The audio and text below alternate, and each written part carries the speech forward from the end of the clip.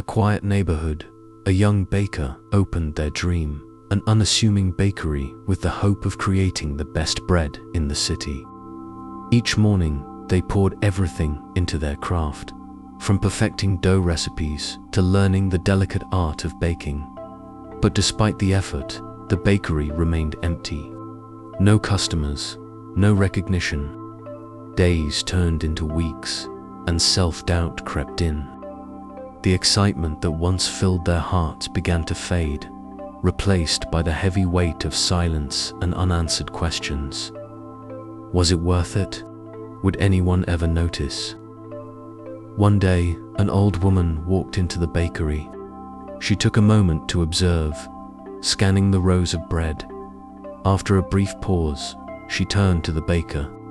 "I've been watching you," she said.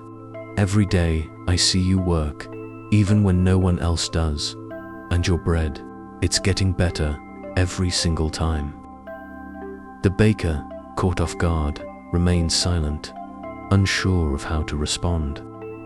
"You may not see it yet, but I do. The love you put into this place, it's clear. People will notice in time." With a smile, she purchased a loaf of bread and left, leaving the baker standing there, reflecting on her words. In the weeks that followed, the bakery slowly began to draw attention. One by one, customers came in, drawn not just by the smell of fresh bread, but by something deeper, the care, the patience, and the dedication that radiated from the place. The baker continued to experiment, adjusting, learning from each failure. With each mistake, they grew stronger, more confident. And as time passed, the bakery became a beloved spot in the neighborhood. A place where people came not only for the bread, but for the quiet strength and resilience that had been baked into every loaf.